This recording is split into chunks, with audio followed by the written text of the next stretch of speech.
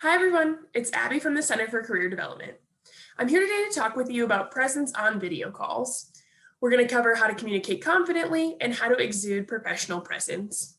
As you utilize Zoom, Microsoft Teams, Skype, or other video platforms for your classes and meetings, it's important to think about the physical components of your call, such as location and lighting, but it's also important to think about how to communicate effectively.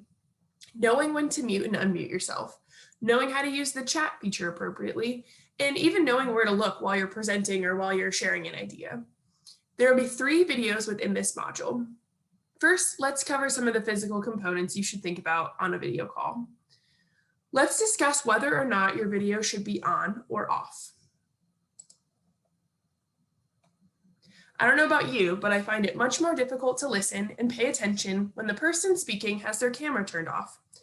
Or if I'm the presenter and everyone has their camera off, it's really hard for me to know if the audience is engaged and listening.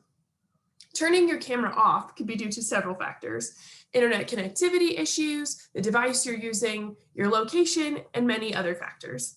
But if you have the ability to turn your camera on, make sure you do so. According to a study conducted at UCLA, communication can be broken into 7% the words that we use, 38% our tone of voice, and 55% body language. Body language is key for effective communication. By now, you've definitely heard of Zoom fatigue, and I'm sure you feel like you've experienced it yourself. Within a video call, participants can't read your body language as easily as they could in an in-person meeting. So people are constantly searching for hints about how other people feel about the ideas and thoughts that they're sharing. When we turn our cameras off, this makes it even harder for people to identify those hints and can lead to even greater Zoom fatigue. If you absolutely cannot turn your camera on for whatever reason, it might be best to let your instructor or the meeting organizer know ahead of time. We'll talk more later about how you can appropriately use the chat feature to signal that you're engaged and listening, even though you have to have your camera off. If you're presenting in a class, meeting with an employer at our virtual career fair, or speaking with your instructor one-on-one, it's definitely recommended that you have your camera on if possible. So maybe you have the bandwidth and the connectivity to have your camera on, but your location or environment isn't one you want everyone to see.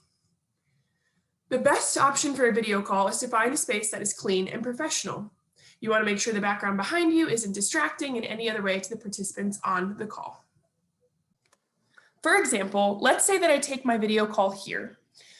The participants on the call might be distracted by everything going on my fridge, like my Parks and Rec magnet. It's best to have a simple background instead of one like this that can be distracting for other participants on the call. Or maybe I try and take my video call here. My dirty clothes, my hat, my volleyball are all in the background. Beyond being distracting, this could be unprofessional to other participants on the call. Some great locations for a video call might include in front of a bookshelf, a simple wall, or in an office-like setting. Even your kitchen table can have a relatively simple, clean background that can work. If you absolutely can't find a location that feels professional, you can utilize a virtual background. Just be sure to be thoughtful about the type of call you're on when choosing a virtual background. I'm going to walk through how to change your virtual background through Zoom, since that's the platform that WVU uses. We also have a handout in the eCampus module that helps walk through this process. To change your virtual background, go to the lower left-hand corner of your Zoom screen where it says Stop Video. There's a little pop-up menu there where you can select Choose Virtual Background.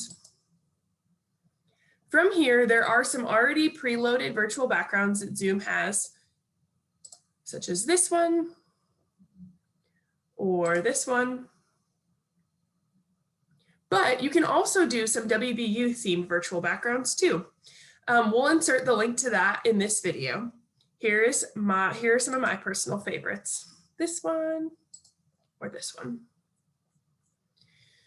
There are some other sites you can look at too, such as HGTV, or just finding some JPEGs that you're allowed to use as your virtual background.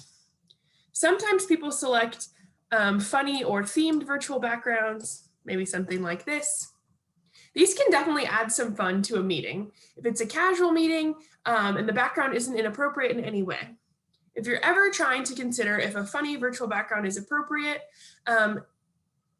it's probably best to stick with a more professional one where you don't have to question it. Something like this could also work really well. To go back to your regular background and not a virtual background, you go through the exact same process. Stop video with the pop-up menu, choose virtual background, and then you can select none. Zoom also recommends that you don't pick an outfit or a virtual background that are the same color because you'll have this floating head effect. Also make sure that you don't pick patterns for your background or even your outfit that are really busy and that might make other participants' eyes hurt on the screen.